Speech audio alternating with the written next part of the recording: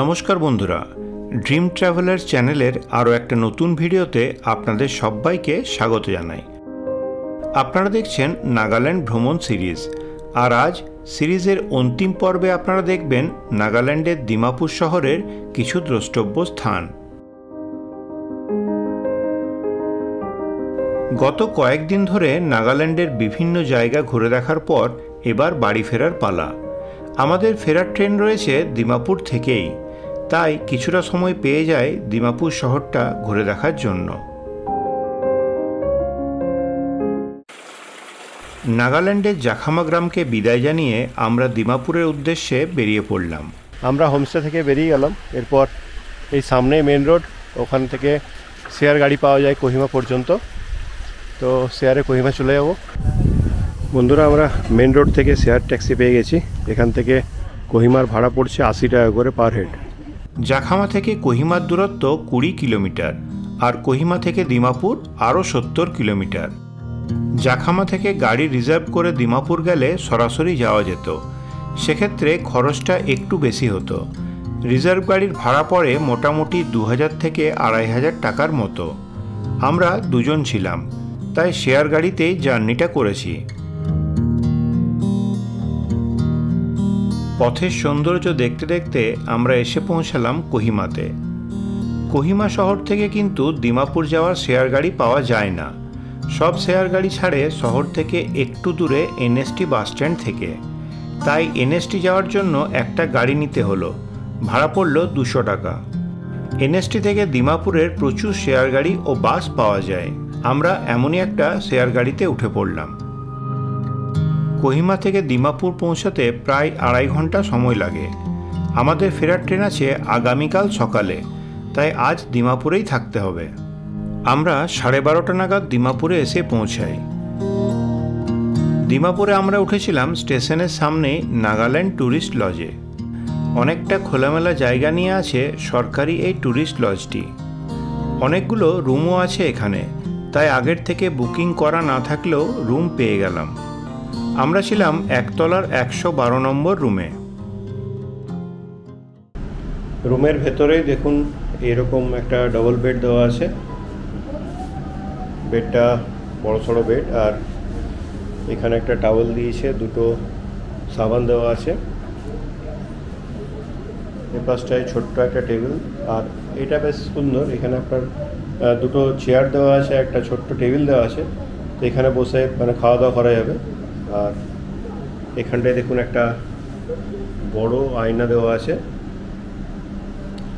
এখানে একটা আলমারিও আছে ব্যাগপত্র সব রাখার জন্য।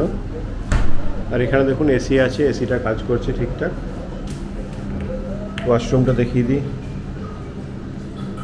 এ হচ্ছে ওয়াশরুম, বেসিন, এখানে গিজারও লাগানো আছে। এই সামনে দেখতে পাচ্ছেন, ব্যালকনি থেকে দেখা যাচ্ছে নাগাল্যান্ড স্টেট ট্রান্সপোর্ট কর্পোরেশনের বাস স্ট্যান্ড। এ পাশটা একটা হোটেল আছে, হোটেল রয়্যাল প্যালেস। আর আগে দেখেইছেন এখানটা ঠিক বাস স্ট্যান্ডের ওপাশটাতে আছে স্টেশনটা। করিডোরটাও বেশ পরিষ্কার পরিচ্ছন্ন। এখন বাজে 12:40, তো এরপর কিছু খাওয়া দাওয়া করে নেবো। এই রুমটা ভালোই, একেবারে স্টেশনের পাশে, আর বাস স্ট্যান্ডটাও একেবারে পাশে। গভর্নমেন্ট প্রপার্টি এটা। আর এই রুমের ভাড়া পড়ছে 1500 টাকা। এছাড়াও নন এসি যেগুলো রুম আছে, সেগুলো single bed non AC room আছে, সেটা 600 টাকা। আর বাকি আপনার 4 বেডেড 6 বেডেড বিভিন্ন রকমের রুম আছে। নিচে ট্যুরিস্ট লজের নিজস্ব রেস্টুরেন্ট আছে, সেখানেই চলে এলাম দুপুরের খাওয়া দাওয়া সেরে নিতে। আমরা নিয়েছিলাম নাগা ফিশ থালি। মাছটা রান্না করা হয়েছিল ব্যাম্বো শুট দিয়ে, খেতে বেশ অন্যরকম লাগছিল। লাঞ্চ সেরে একটা অটো নিয়ে আমরা বেরিয়ে পড়লাম কাছারি রাজবাড়ির ভগ্নাবশেষ দেখার জন্য। আমাদের হোটেল থেকে বেশি দূরে নয়, প্রায় 2 কিলোমিটার মতো রাস্তা। অটোর ভাড়া নিয়েছিল 100 টাকা। সপ্তাহের প্রত্যেক দিন সকাল 9টা থেকে বিকেল 4টে পর্যন্ত খোলা থাকে, আর এখানে প্রবেশের জন্য কোনো প্রকার এন্ট্রি ফি লাগে না। বন্ধুরা, ঠিক এই যে জায়গাটা দেখছেন, এখানেই এক সময় ছিল কাছারি রাজাদের রাজবাড়ি। তো তারই কিছু ধ্বংসাবশেষ এখানে পড়ে আছে। মধ্যযুগীয় স্থাপত্যের এক অদ্ভুত নিদর্শন এই কাছারি রুইন্স।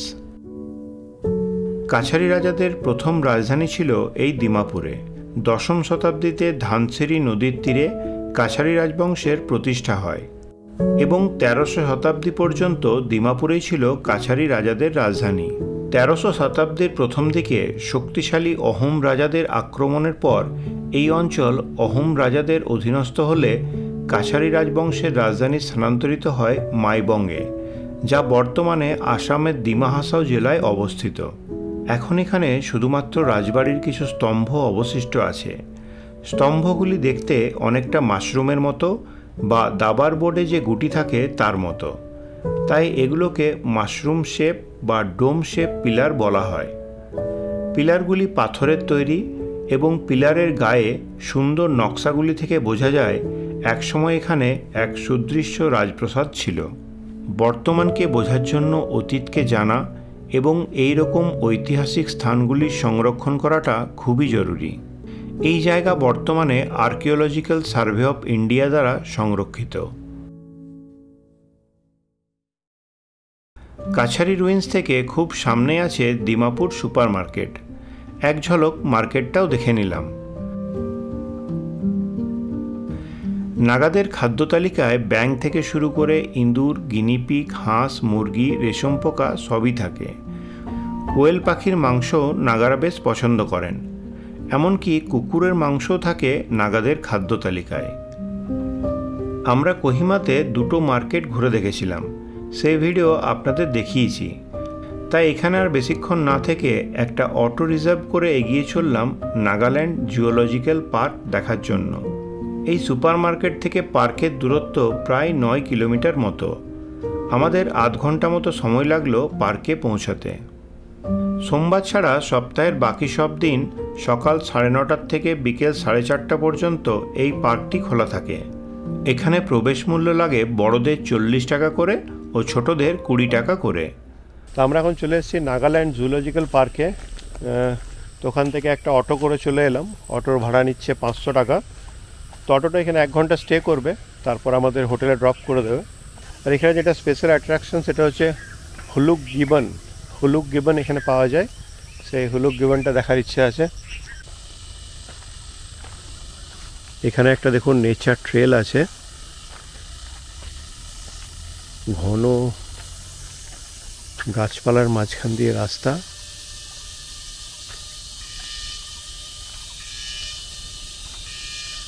এই জায়গায় জঙ্গলের শব্দটা শুনুন।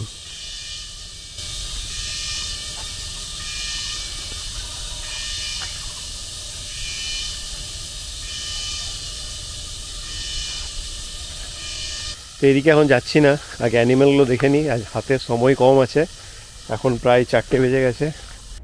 আজকে আমাদের হাতে সময় খুব অল্প, তাই যতটা পারবো এর মধ্যেই আপনাদের দেখানোর চেষ্টা করব। প্রথমেই দেখতে পেলাম বিভিন্ন প্রজাতির বানরের খাঁচা।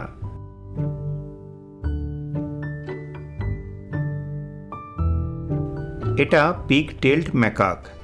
এর বৈশিষ্ট্য হলো এর লেজ। একটু লক্ষ্য করে দেখুন, এর লেজটা শূকরের মতো, তাই এর নাম পিগ টেল্ড ম্যাকাক।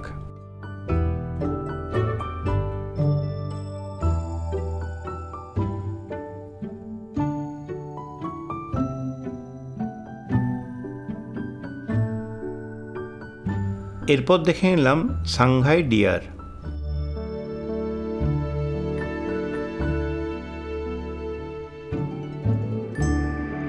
বন্ধুরা, এখানে যে হরিণটা দেখছেন এটা হচ্ছে সাংহাই ডিয়ার। এটা মণিপুরের স্টেট অ্যানিমাল। ভারতবর্ষের একমাত্র মণিপুরে এই হরিণটা পাওয়া যায়। অনেকটা জায়গা জুড়েই আছে, তো আমাদের হাতে সময় কম। ওখানে কিসের একটা আওয়াজ পাচ্ছি, চলুন ও পাশে যাওয়া যাক। বন্ধুরা, এই আওয়াজটা শুনছেন সম্ভবত এটা গিবনের। চলুন সামনে থেকে গিয়ে দেখা যাক।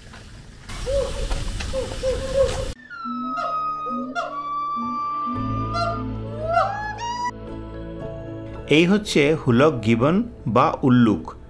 এদের হাত খুব লম্বা আর সোজা হয়ে হাঁটতে পারে। এরা বানর জাতীয় হলো, এদের কিন্তু লেজ নেই। এবং এদের কণ্ঠস্বর খুবই স্পষ্ট ও তীক্ষ্ণ হয়।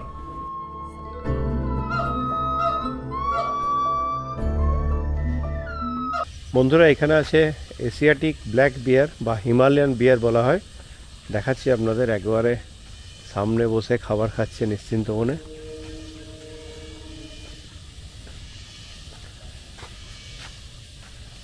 আর এখানে দেখুন, এখানে ভালুকটা কীরকম আরাম করছে দেখুন, আরামে শুয়ে খেলা করছে নিজের মনে। সমগ্র হিমালয়ের পার্বত্য অঞ্চলে এই ভাল্লুক দেখতে পাওয়া যায়। এদের শরীর ঘন কালো পশমের মতো লোমে ঢাকা থাকে।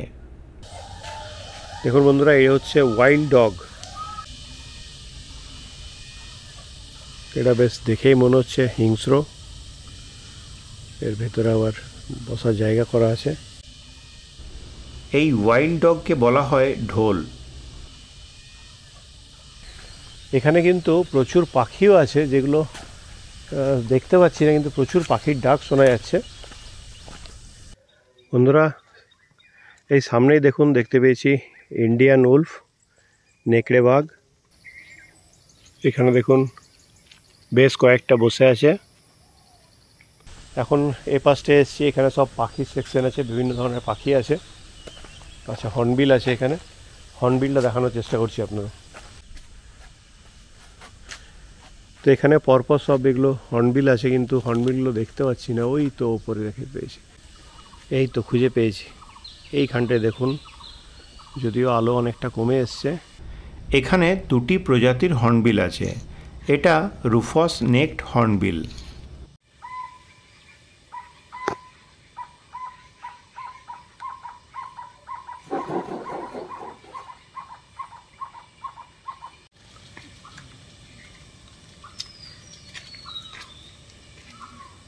বন্ধুরা, এই হর্নবিলটার ঠোঁটটা দেখুন, কি সুন্দর দেখতে। দেখুন, দুর্দান্ত দেখতে লাগছে। চোরা শিকারীদের উপদ্রবে এদের সংখ্যা ভীষণভাবে কমে গেছে। একসময় এদের নেপালে অনেক দেখতে পাওয়া যেত, কিন্তু এখন নেপাল থেকে এরা সম্পূর্ণরূপে বিলুপ্ত হয়ে গেছে। অরুণাচল প্রদেশ ও দার্জিলিং জেলার লাটপাঞ্চারের একটি সীমাবদ্ধ পরিসরে এরা কোনো ক্রমে টিকে আছে। এটা হচ্ছে বন্ধুরা দেখুন ওরিয়েন্টাল পাইড হর্নবিল, খাবার খাচ্ছে।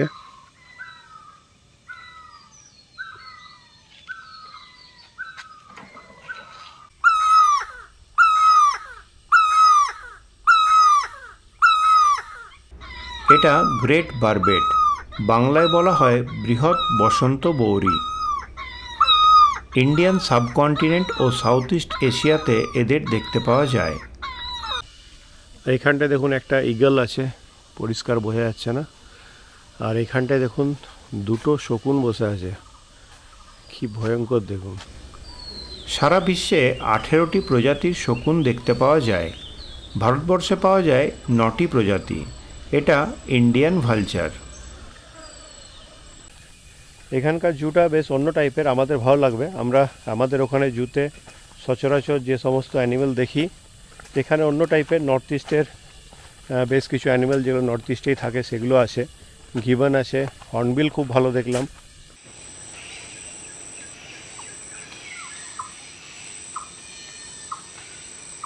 এখানে দেখুন দুটো এমু পাখি।